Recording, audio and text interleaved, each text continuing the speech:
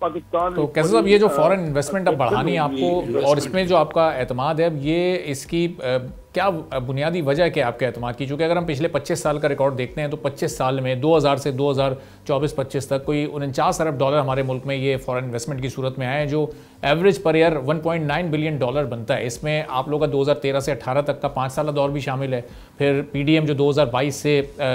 پونے 2 سال تک وہ دور حکومت بھی شامل ہے، اور ابھی بھی اسی دور کی کنٹینیوٹی آپ کی حکومت کی صورت میں۔ تو یہ اب اس بار کیا ایسا مختلف ہوگا جو پچھلے 25 سالوں میں نہیں ہو سکا کہ فورن ڈائریکٹ انویسٹمنٹ کا پر ایئر ایوریج بڑھے گا؟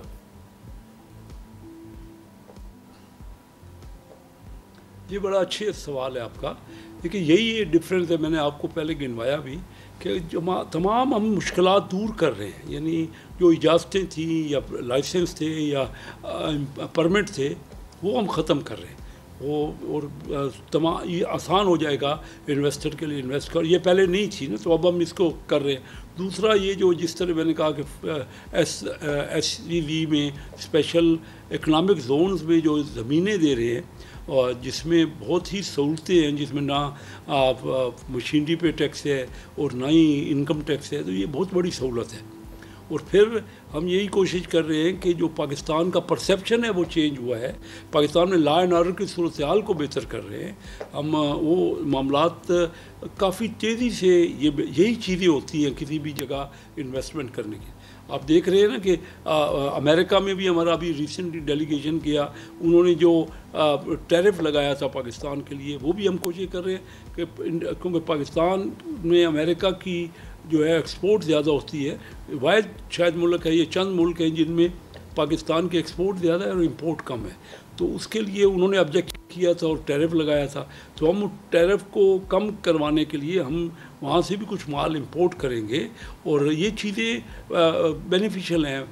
پاکستان میں انویسٹمنٹ کی، امریکن انویسٹمنٹ، سعودی عربین انویسٹمنٹ، ایون یورپ کی انویسٹمنٹ اور چائنا کی ان پرٹیکولر بہت زیادہ انویسٹمنٹ کی یہاں پوٹینشیل ہے۔ آپ دیکھ رہے ہیں کہ ریسنٹلی یہ جو بلوچستان میں منرلز ہیں ان میں کافی کمپنیاں انٹرسٹ لے رہی ہیں، خود بیرک گولڈ یہاں تشریف لائے، اور کافی اس میں پہلے سے امپروومنٹ ہے، پوٹینشیل ہمارے یہاں تھا، ہم اس کو صحیح طرح یوٹیلائز نہیں کر سکے، اور میں as a federal minister of board of investment آپ کو ایشور کرتا ہوں اور یقین دلاتا ہوں کہ تبدیل ہوگا۔ دیکھیے میرا بزنس بیک گراؤنڈ ہے،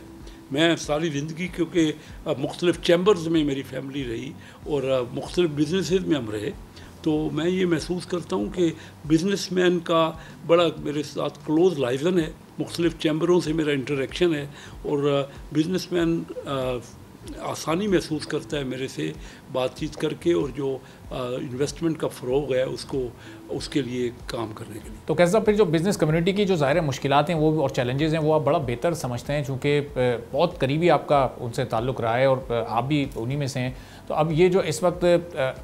جو انرجی ٹیرف ہے اس کے ایشوز، جو اس وقت انٹرسٹ ریٹ پر جو ڈیمانڈ ہے بزنس کمیونٹی کی کہ اس کو سنگل ڈیجٹ میں لایا جائے، وہ ابھی تک ڈیسیجن نہیں لیا جا رہا، جبکہ وہ فسکل اسپیس ہمیں اس وقت دکھائی بھی دے رہا ہے، وہ آسانی کے ساتھ ہو بھی سکتا ہے۔ تو جو ڈیو ریلیف ہے بزنس کمیونٹی کا انرجی ٹیرف کی مد میں یا انٹرسٹ ریٹ کی مد میں، وہ ابھی تک کیوں ان تک نہیں منتقل کیا جا رہا ہے؟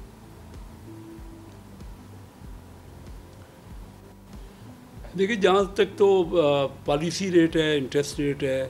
بینک کا، وہ تو ایک سال میں 22% سے 11% ہو گیا، پالیسی ریٹ کم ہو کے نا، اور فردر سنگل ڈیجٹ میں آ جائے گا کیونکہ انفلیشن ہمارے یہاں کم ہے، تو وہ سنگل ڈیجٹ میں آ جائے گا۔ اور دوسرا بجلی کے جو ریٹ ہیں اس میں آپ نے دیکھا کہ یہ جو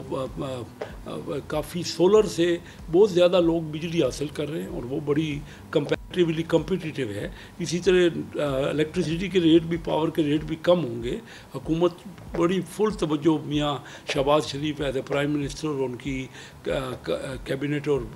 منسٹر جو پاور کے ہیں وہ کافی اس میں محنت کر رہے ہیں، اور پاور کے ریٹ بھی، بجلی کے ریٹ بھی کم ہوں گے، تو یہی باتیں ہوتی ہیں جیسے میں نے کہا نا، سہولتیں، اور ہمارے ہاں یہ بالکل دو باٹل نیک ہیں، اور اس سے کوشش ہو رہی ہے کہ دونوں کی طرف خاطر خواہ بہتری ہو تاکہ لوگوں کی انویسٹمنٹ میں رجحان اور بڑھے۔ سبسکرائب کریں اور بیل دبائیں تاکہ کوئی خبر رہ نہ جائے۔